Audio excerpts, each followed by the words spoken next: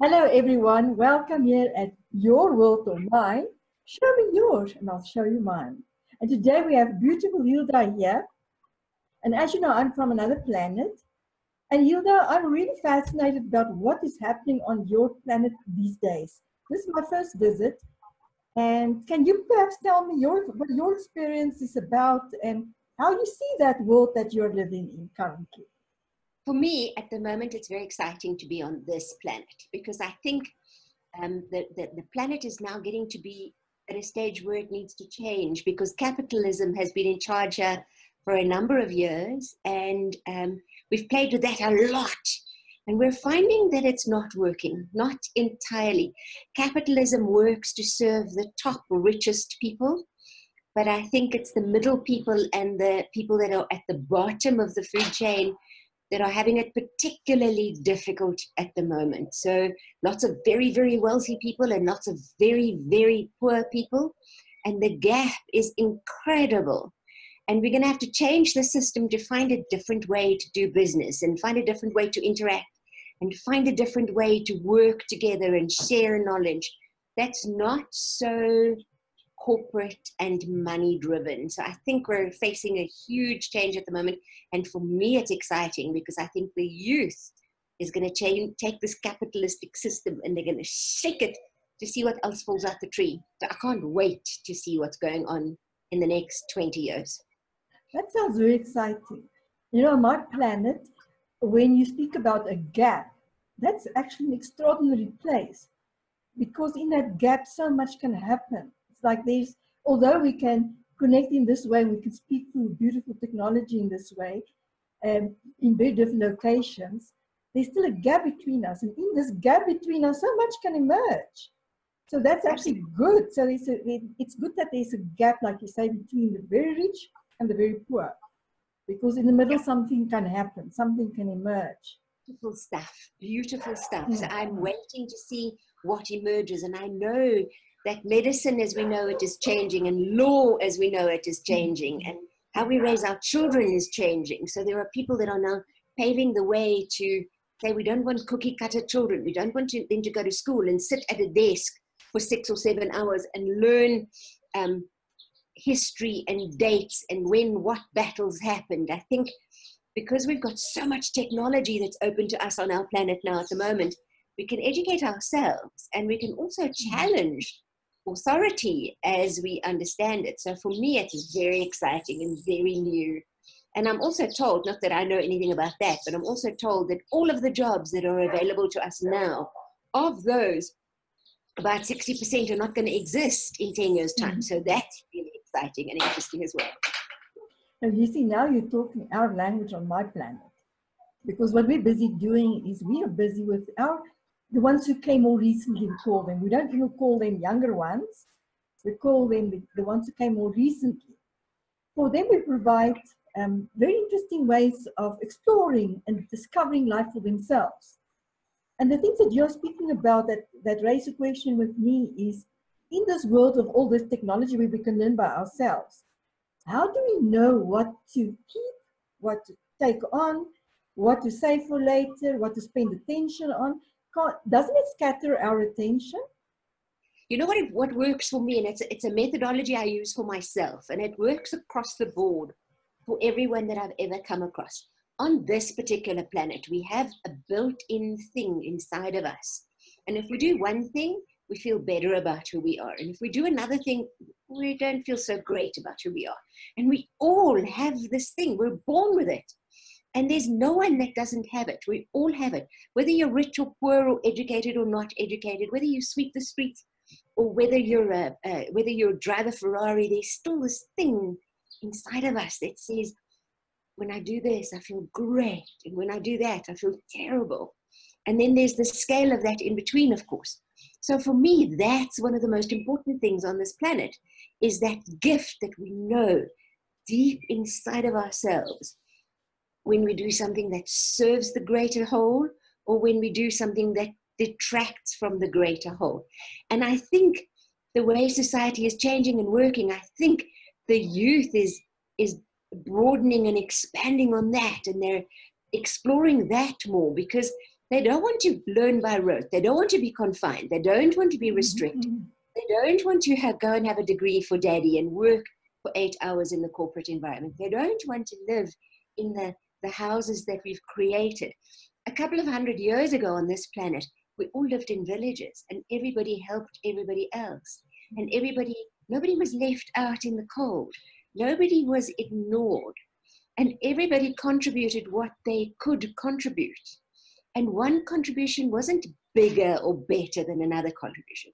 But now this current world that we've created with the commercialness of it and the money-drivenness of it, we've created this monster where we don't know our neighbors. And when I can't get to the school to pick my child up, there's no one in my village that I can go and get to help me with that. So we're all isolated. And I think this change that is happening is going to teach us to go and dig to that spot inside of us. It's going to make us more whole. It's going to make us more caring. It's going to make us more nurturing. It's going to make us more giving, because we've learned that isolation and chasing the Ferrari and chasing the big house on the hill and chasing that big job, you know that, or you might not know, but I've had those big jobs. And my son grew up and I regret not spending more time with him. So chasing the big job at that stage was very important by my peers. But now that I'm 60, I realize I could have spent more time. And the big house was meaningless because now I have the big house with many rooms and there's no one in it. So why did I chase it? Driving that big car, all it does is guzzle more fossil fuels. Who does it serve? So that part inside of me that 10 years ago felt great about that big job and that big car and that lovely house is now going, oh, wait a minute, it means nothing. So what's important now for me is the people I loved and the hearts I touched and the difference I made. And the older I get, the more I know that that's the important stuff, because that's that bit inside of me that feels great when I do more of that. No, I feel it. On my planet, we are very sensory, so we feel it in all our cells.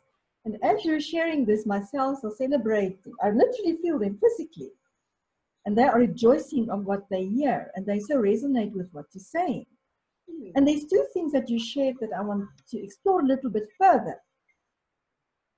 And you must remember it's in our perception. So again, we completely understand everybody else has a different perception because they look through different filters, different emotional woundings, they've gone on different paths, different things happen to them. So it's our perception when I share this. You were speaking something that really was warming my heart. You were talking about the contribution rather than work. Because in our perspective, work was, you have to struggle for your money. To get those things, those capitalistic things you are speaking about, you have to work hard for it. You had no time to live. So you were so busy making a life that you forgot to live. So when you were speaking about this thing here, from where you can now share and contribute to a better place for everybody, for the greater good of all, how do you ignite that thing inside of you? Is there a specific way that you can do it? You know, I think it's those things are normally ignited in my experience by tragedy or loss, something that happens to us that makes us reevaluate and rebuild and rethink. In my case, that kickstart awakening to make a difference happened when my son was in a motor car accident. I'm going to leave the geese to first scream a bit. No, that's fine. They are actually now confirming what you're saying. Yes. So for me, it was an accident that my son had in which he nearly died. That I stood over his bed when he was in a coma, and I realized that for the first and only time in my life, I needed nothing from him. I didn't need him to tie his shoelaces or stop swearing or pull up his pants or make his bed or pass a test. I needed nothing from him except to know that I loved him. That's all I needed him to know, because he was hovering between living and dying.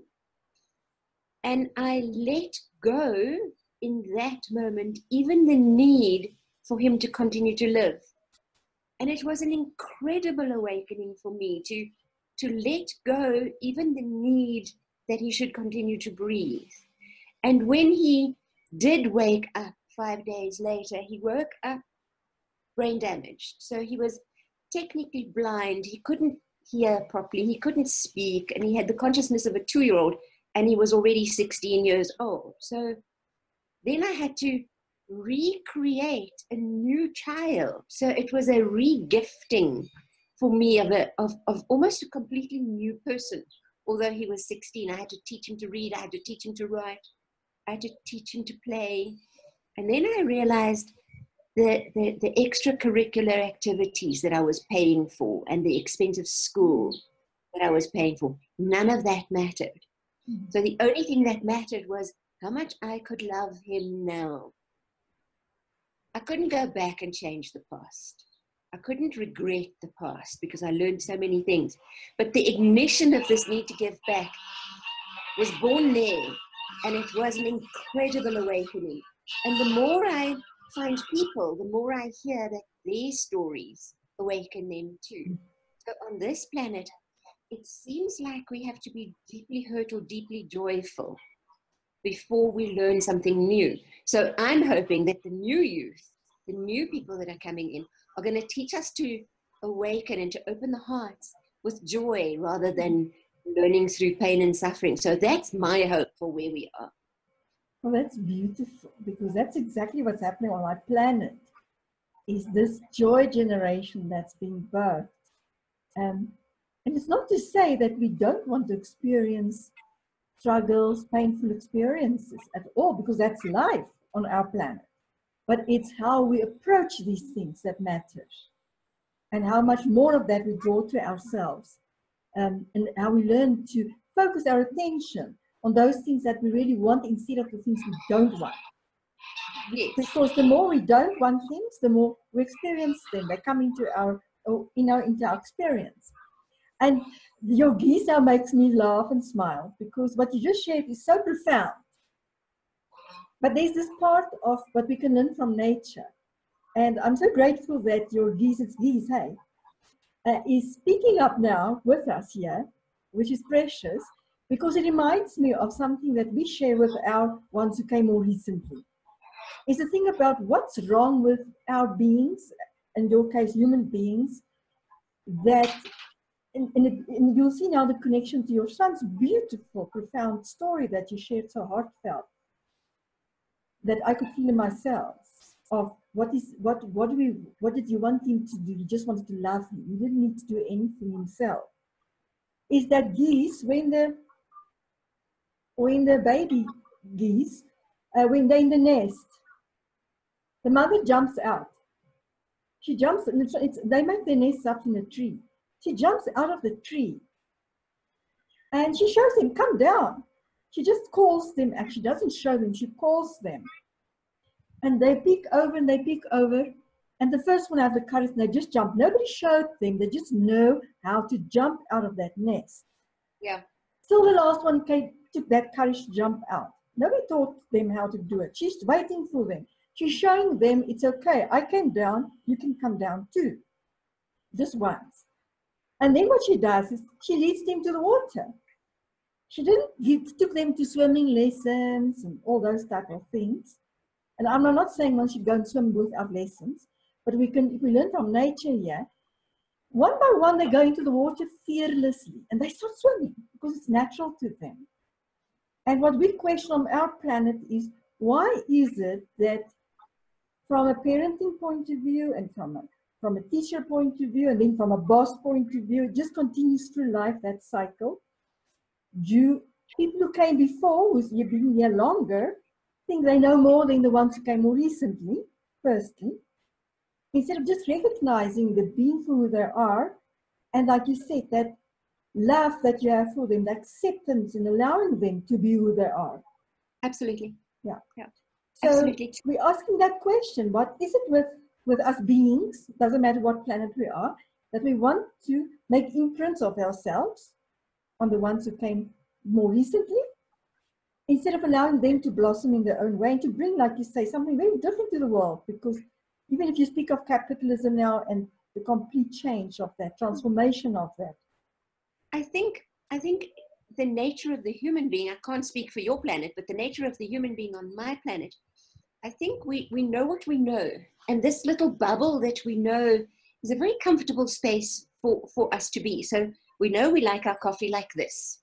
So if somebody says to us, why don't you try coffee with a bit of brandy in, or a bit of coconut oil, or a bit of, and we go, no, no, no. I drink my coffee like this. I want things to stay the same. And when we do something, when we sweep the floor, we know from our experience that this particular way of sweeping the floor works for us. But we're very seldom willing to let go of the control of the broom. So somebody else can call the dust to the broom. We don't know if it's going to work or not going to work. We just know our way. And I think it's our comfort zone that we go into that stops us from exploring.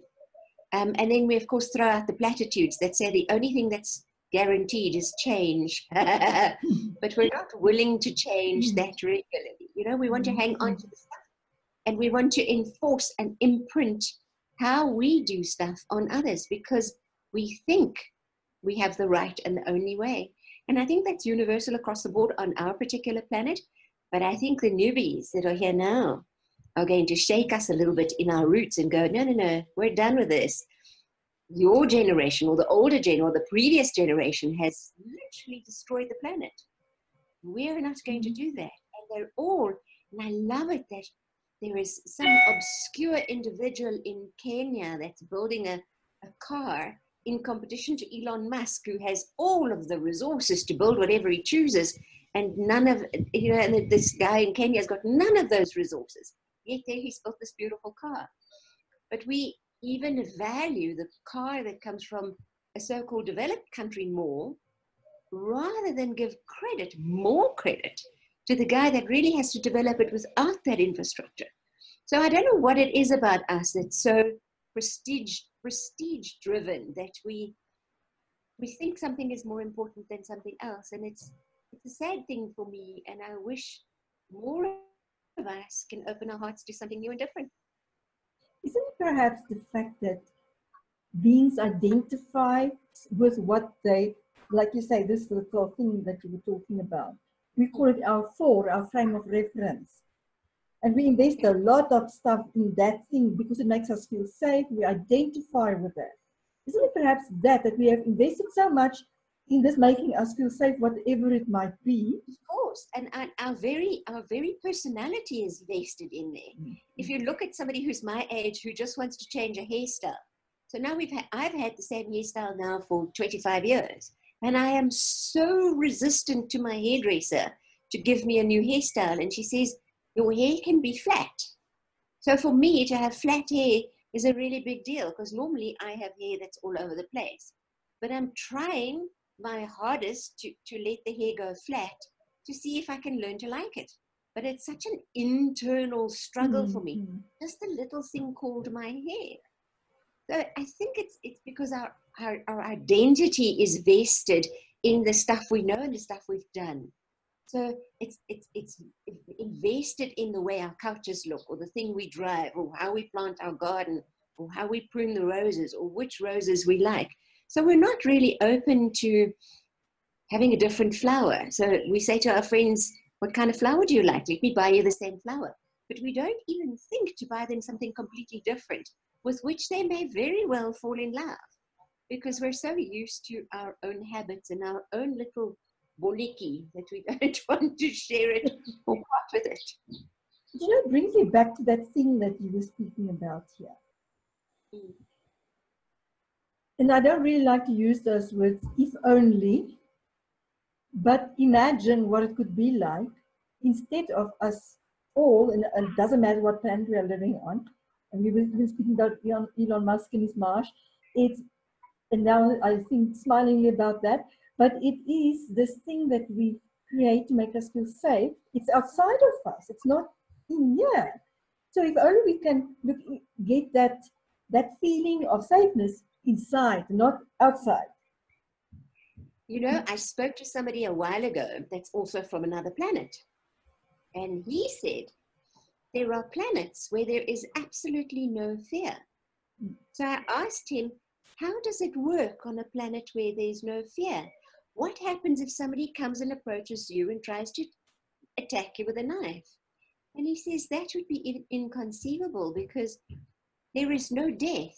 You would simply just, your soul would simply just leave your body, exactly in the same way as you would get out of a pair of pajamas. Mm-hmm. So stabbing a pair of pajamas when there's no one in it is kind of meaningless, you see. So it took me a while to put my head around that there are other planets where there's just no fear. Where can you imagine if I can live on this planet and have no fear? So now I'm going to bring up my book, if I may. Oh, please. I recently wrote a book called Love versus Fear. So, and it's also based on this guy from another planet's teachings, that if we can manage, I don't know if you know, but our bodies are driven by chemistry. And our hearts really tell our brains to secrete a certain combination of chemicals for us to feel safe, or for us to feel loved, or for us to run away from stuff, or to make us strong and fight. So our physiology is built around flight or fight, freeze or fold. And it's like that with all of the mammals on the planet. So if a lion chases a buck, the buck will excrete the same kind of chemicals to give it the strength to run away from the lion. It's the same in our physical bodies, the human bodies. And in my book, I teach people that if I can manage the physical aspect of this body, if I can find a methodology and teach this body that it doesn't need all of those stress chemicals all the time, if I can teach this body how to remain calm, because when these physical bodies are riddled with those stress chemicals like cortisol or adrenaline, we lose the capacity to think clearly. So we run around like crazy people trying to get away from whatever's scaring us. And we don't understand that 90% of this fear is wedged in our brain and in our physiology. So part of the stuff that I teach in the book is to teach people how to control the mechanism of the body so that it stops pumping out these let's run away quickly chemicals, and to secrete let's breathe and be calm. So when you're able to do this, you can manage any fearful or stressful situation so much better. I call these chemicals my malkoppie chemicals, because if I'm riddled with those chemicals, I literally feel like I've lost 30 or 40 IQ points, and I can't really logically talk the danger from the imagination. I deal with that quite a lot, and I teach people that in this reality, we've got two choices. We can choose love, and under love, we've got emotions like harmony and peace and joy and excitement and passion and helping and nurturing. And under fear, we've got emotions like hate and spite and meanness and irritation. So I teach people that in every moment of every day, we can choose again. So choosing again without beating yourself up that you might have been cranky just now. So your physiology is never going to go away. It's going to be your physiology. And it's going to be managed by your flight and fight, freeze or fold, love or fear response. You're not going to get away from that, because this is how this physical body is built. And it's in your brain, and it's in your chemistry, and it's in your blood, and you cannot run away from it. You can't hunt it away, you can't swear it away, you can't exercise it away, you can't eat it away. It is part of these physical bodies. And the more I teach people that we have a choice, we can choose again. So if I was cranky and miserable just now, I can go, oh my goodness, I forgot and chose fear for a moment. And then I can just go, I can choose love. I can choose love and all the stuff that goes with it now, without beating myself up, without being bad, that for every minute in every day, I can choose again. And then I can choose love, and I can choose to be calm. and I can choose to be kind, and I can choose to be generous. So it's not something I can make go away, because my soul is stuck in this physical body. And until the day I die, these chemicals are going to manage this physiology. So I'm either going to learn to manage the body or not. That's quite interesting. That's really interesting. Thank you for sharing that.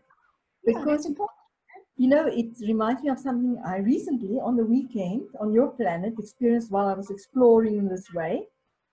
I was with 3 other people who had flu. And there was no way I wanted to contract that virus.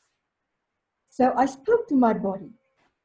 So I instructed it, instead of allowing those, that's times where it will just take on whatever is coming to it.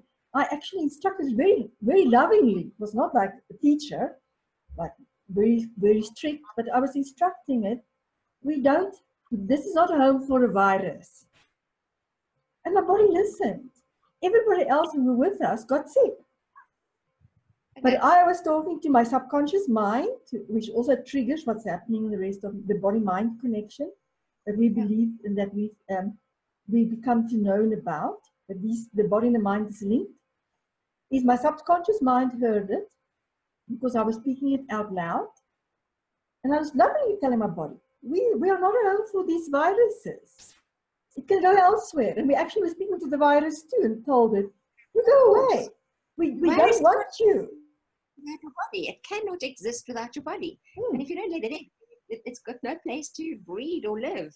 Yeah, but it just shows you what powers we've got, and that we're just not a victim to everything that happens, but that we think happens to us, because we have a say in this. Like you say, and I like the way you shared it so beautifully about the choice in every single moment. And yes, if I feel groggy now, I can take a step away from it and say, I didn't choose love there.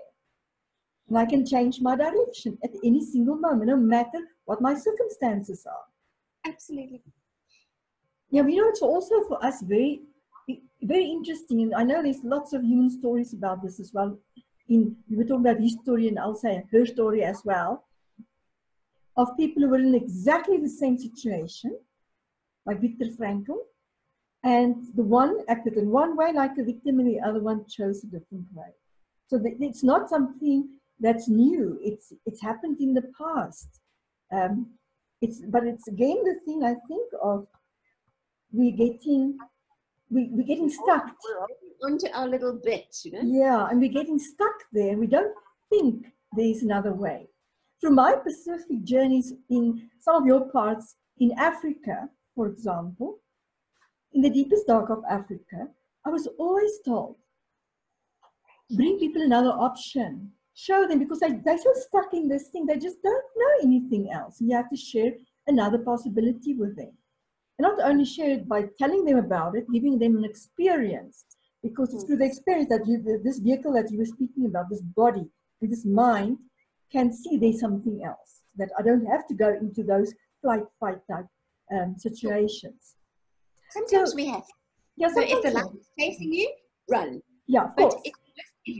If you're imagining that something is out your window, manage the body's chemistry and get over that. But if the lion is chasing you and you're not ready to die, then run. Exactly. So there's common sense to it as well. So tell us more about this beautiful book of yours. You say love versus fear. Yes. Well, the book is really a little bit of my life story. And the life story is part of the life story is written just so that people can understand that some of us have a very rough life in terms of upbringing and opportunities as a child. And that even there we have a choice whether we're going to be a victim to that life or whether we're going to stand up and embrace those experiences and say, irrespective of what happened to me, I'm strong enough to deal with it. And we can choose to let those difficult experiences make us a victim or a nasty person or mean-spirited, or we can rise up and say, I am not this terrible thing that's happened to me. That is a thing that has happened to me. It is not who I am. So there are lots of people in my orbit that have had really tragic childhood experiences. Some of the people I know have been raped or have been raised in orphanages where they were probably not fed all of the time. So really tragic experiences have happened to them. And we can grow up thinking, well, I have no value because these are the cards I were dealt. Or we can say, those were the cards I was dealt. And irrespective of those cards that I was dealt, I can choose something better for myself. And I think particularly in Africa, there are many, many people that don't have those opportunities. And now with the advent of the internet, we can choose to educate ourselves and better ourselves. It's only through education that we can do that. And I'm all for words. I love words. So I found a word called autodidact. Autodidact. Autodidact. That. Not many people know the word, but it means the one who educates themselves. So if I have to look at my own education, and if I put that, my formal education on a CV and present it to, I don't know, some big bank, they're going to say, this woman should barely be able to read and write, according to my CV and my formal education level. But because I'm an autodidact, the one who taught themselves, I'm probably a lot better educated than a lot of people. And I'm very proud of that, because when I was a child, I ran away from home at 15 because it was just too terrible to stay there a day longer. And when you run away from home at 15, not because you're a difficult teenager, because you're saving your own life. And when you're running away for that reason, you don't pretend run away. You run away and you stay away. And because of that, I could stay at that level of education and work in the environment of that level of education. Or I could go, nah, not for me. I want to be better. I couldn't be an author if I had maintained that level of education. I couldn't be a public speaker if I had maintained that level of education. The government didn't educate me. My parents didn't educate me. The neighbors didn't educate me. My work didn't educate me. I educated me. So it was up to me to decide, what do you want? I want to achieve something. I want to gain something. I want to gain knowledge. I want to gain experience. I want to be better. And it's because of that word, I'm an autodidact, the one who teaches itself. And everyone can do it, because most of us have phones now. And none of us sit on the internet for 24 hours a day. But if you have an hour, then go educate yourself by watching this kind of program, or read, or watch whatever. No one can say I can't be educated because I don't have access to information. You do have access, so it's changed everything. That's why I write. I write because I know when I tell my story, and you tell your story, and the next person tells their story, we all learn something. And when you learn, you expand, not just your brain, but your heart. And the more you learn, the more you are willing to give to others. And sometimes we learn by reading, and sometimes we learn by tripping over the step, because we don't. How many times do you have to see the step before you know it's there? Some of us learn by running into a brick wall. Some of us learn by making the same mistake over and over and over and over. When we're sick and tired of getting that result from doing the same thing over and over again, then we'll do something different and change. So for me, it's all about education and learning and trying something new and doing something different and being open. You know, I'm never going to change the way I peel potatoes. There are certain things that I'm set in my way about. I'm going to deal with the flat air, but I'm trying. I'll never stop learning. I'll never stop educating myself, and I'll never stop sharing what I learn. That's so beautiful. And I hope everyone, no matter what your age is, really take a moment afterwards just to come back to this specific part of the podcast, which is a worldcast now. Oh, fantastic. Yeah, to just sit and really take and absorb and take in what you've just shared with us in these few moments. Because for us, on my planet, it really excites us when we meet somebody like you, because for us, it's all about your own journey, your self-development, something that you're giving response to your abilities. And one of those abilities is, like you say, to learn and to explore and to see what's out there, to be open. And what's even more about it is that the way you're learning is very different. It's not secondary information coming to you. What do I mean by that? Say you have, now I've got this beautiful butterfly here. So you have created this thing, but it's a new discovery. If I tell you about it, you say you've never seen it before, for example. If I tell you about this, it's secondary because it's through my filters and the way I see, my perception of how I experience this butterfly and the meaning it has to me, because it's very specific.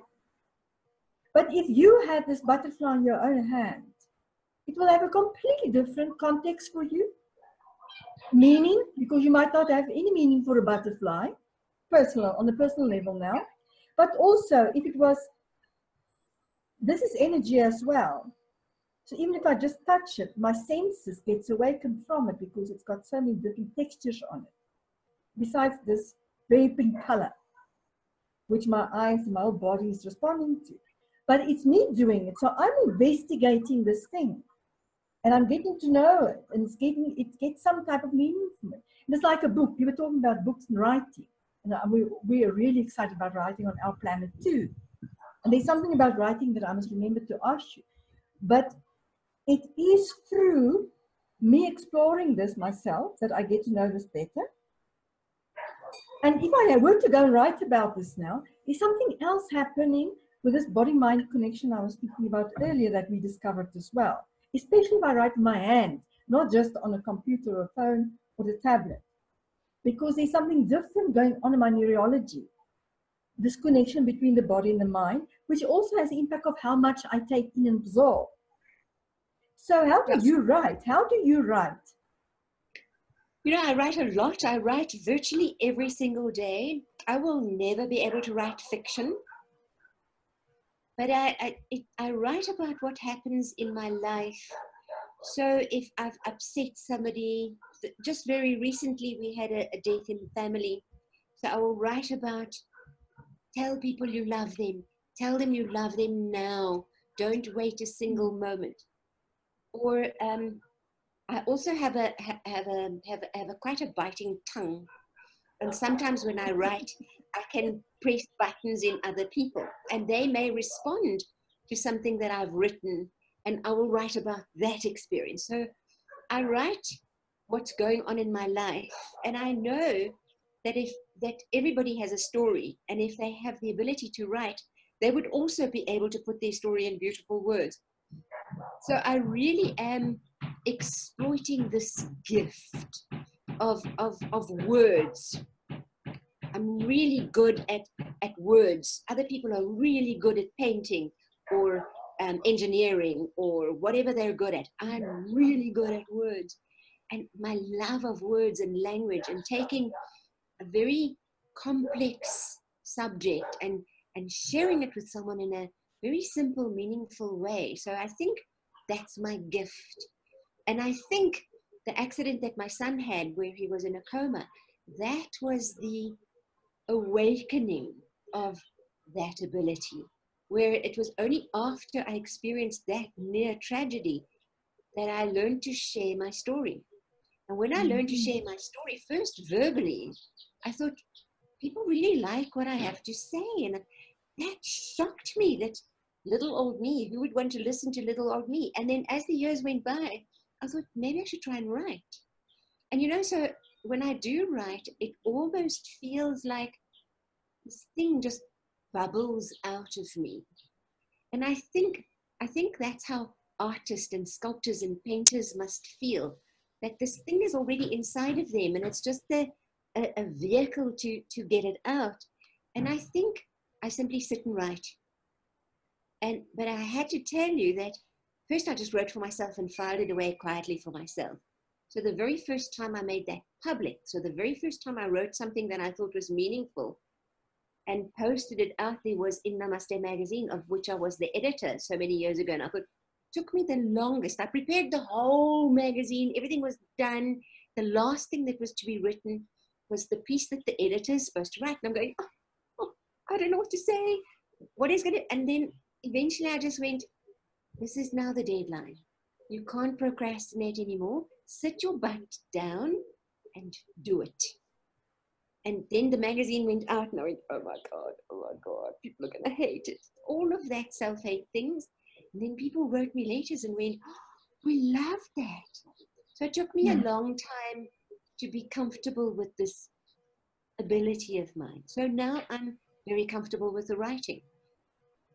Having my first book was also chaos, because now you've got this real book out there that people are reading, and I felt so vulnerable and so exposed. But now the first book is over, so the second book's not going to be that hard. So that's how I started to write. You eventually just have to knijp jou oogies op skreefies, trek jou oortjies plat. You just do it. I can so relate to that. I've gone through something very similar. I was also writing my whole life in a business environment, technical writing, you name it. But so that went out to people to see, but it was very different when I published my first book as well. You speak about this self-criticism and self-hatred and self-sabotage. And you're so afraid to put this thing out there because how are people going to receive it? Which is a fear for us all. But what I've learned, and on my planet as well, what we really try to inspire others to do is to share their stories. And even if we trigger other people, that's brilliant. It doesn't matter who we trigger, because sometimes I need to be triggered too. Because otherwise I won't work on stuff that my gremlins inside of me. So I appreciate when somebody triggers me. And I might, I've learned to not react, but to rather respond, which for us is two different things. Is to first look at myself, to turn the camera on myself. Why am I reacting like this? So when you're on a social network and somebody, and you publish something, and you trigger somebody, and if somebody wrote something that triggered me, is to first look, what's going on here? Just to take a moment. And to look at my body, where is it in my body that I'm actually feeling this triggering? Is it my heart? Where is it? And then to just sit with it for a moment and then, why am I reacting to this? But it's a gift that somebody gives us when they trigger us, which leads me to another question. When you speak about those type of triggering, for me there's triggering and there's stimulation as well. But if you trigger somebody, isn't it about their interpretation of what you share? Absolutely. And their ability to receive what you actually really did say. So that's that. It brings me back to that little box thing. Absolutely. That frame of reference.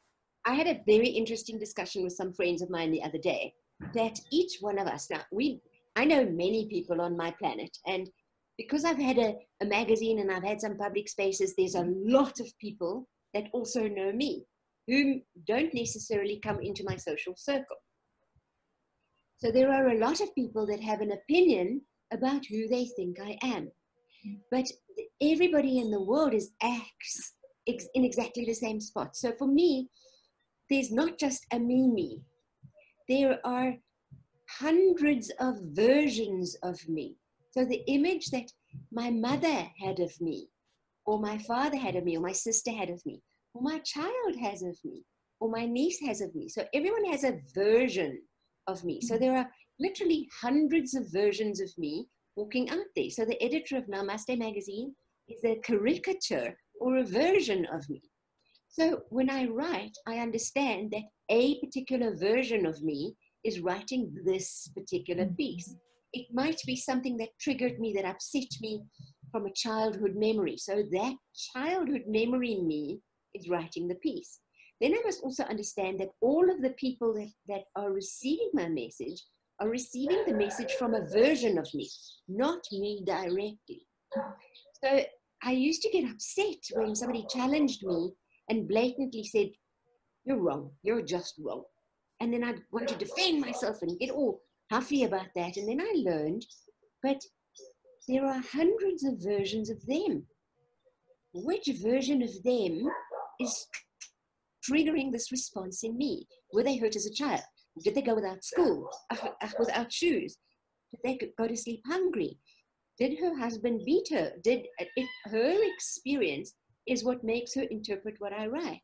But if I understand that there are multiple versions of you and multiple versions of me and multiple versions of everyone I meet, then I can choose to be aggressively triggered. So it's a fear response, and again, we're back to love and fear. It's a fear response. Or I can trigger a love response and a compassion response. So I think these are also the things that we learn when we gain a little bit of life experience from running against that brick wall and running slap into the brick wall often and again and again and again until eventually it's not tired of the lump on your head, so you're not running that fast anymore. So we learn that we can soften the edges and take more time and forgive others more kindly, because the version of me today that is kinder is hopefully going to elicit and welcome a response from the version of you that is kinder, because kindness begets kindness and love begets love, as hate begets hate and fear begets fear. So I find myself choosing more carefully that I want a love response rather than a fear response, and that's helped me hugely. So is it possible that we can share your information after this podcast, this broadcast, with whoever is going to engage in it? Because we're not just saying watch, but really going to sit with it for a while and explore it in themselves and also outside of this little box thing. Yes. Because I feel that we are at the moment in time across all the planets in the universe where we have so much to share with each other. Yes. And we can learn so much from each other. And as I'm sitting here, because I'm so sensory, I feel it in my legs, that what you share brings stability for me personally now. Yes, I think that's the purpose of what I'm currently teaching. I used to teach more spiritual stuff. Now I'm teaching more earth human stuff, to just let the human become kinder. If the human understands that it has a choice, there's love or fear. In every minute of every day, we can choose again. And if we bugger it up, we can just go, oh, sorry, I'll choose again. Without guilt, without all of the tragedy and the drama that goes with it. I can just say, I was unkind. I forgot for a minute that I can choose love. Forgive me. I will choose love now. And that's a very powerful, very liberating thing for me to know, that nobody's going to beat me up if I make a mistake. I'm human. I'm governed by this chaos of this chemistry. And it's okay to forget for a minute that I can choose love. But then I can hopefully blink, take a breath and go, oh, I can choose love in this minute. And that for me is the core of what I teach at the moment. And it's liberating and freeing and kinder and gentler and nicer. I used to be all spiky and grumpy, and I'm not anymore. So we change when we learn new stuff. Yeah, when you share that, what comes up for me is this beautiful, I don't know who sang the song, but it says, stop fighting life and life will support you. Absolutely. Because sometimes we really think life's against us. When I see, especially those who came more recently with T-shirts that says they're fighting against, nobody likes them, they feel rejected. With things like one that I'm thinking of now specifically was an orange T-shirt that said, nobody loves me and life hates me. And it was, and I walked up to the young man and I said to him, that's so not true. Yeah, it's so not true. So don't believe that. And the more you fight something, it's like, look at what happens to my hands if I fight something. There's nothing can happen there. But when I have this, when you speak about that love and compassion, this happens. And the one is held by the other. If we can just be gentler, if we can just be gentler and kinder, and if we forget, let's just remind each other. So if you meet me on the street and I'm unkind, I would like you to just come up to me and say, you can choose again. And you can choose kindness. So I'm working on that, teaching people, random people in the street, if I see them aggressive, I tend to touch their heart. It's quite scary for me to go up to an aggressive person. I can touch their heart and I say, do you know you can choose love? And I walk away. So that's quite an interesting new experience for me. That's courageous and beautiful. Wow. But if we all just did that, because sometimes just in my own experience, we are reactive, and it's prejudices also that comes from reactive experiences from the past. Is that something just makes us aware of it, because we forget about it, and it's all human to forget about. But like you say, if we just can start doing that for each other, and they're not taking it personal and think they're judging us, because it's not that. We're all learning to be wherever we are. It's just not true. If you just show some kindness, now in the traffic, if somebody upsets me in the traffic, instead of shouting, fighting, and doing all sorts of hand signals, I go, instead, makes me a better person. I don't get to work so grumpy. Dear Hilda, thank you so much for all this wisdom you shared today with us. And I really invite everybody just to also connect with you afterwards, because you have such a huge body of wisdom to share with the world at this moment in time. And I just want to say thank you for that. Do you have any last message for the world, especially for the ones who came more recently? Be kind. Just be kind. Just be kind. And you can choose. There's love or there's fear. And if you've forgotten, remember you can choose again. Thank you. I received that myself now. On all levels, my body is rejoicing. Thank you very much for inviting me. I've had a great time. Thank you. That was lovely. Me too. Thank you, everybody. And really, I really want to reach out to you and invite you, because what Hilda is sharing is a golden nugget. It's a treasure.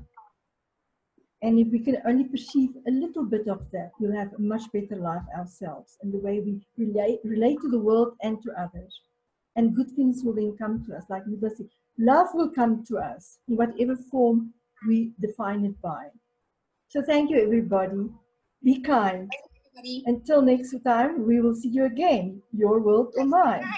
Thank you, Hilda, for sharing your world with us today. That was awesome.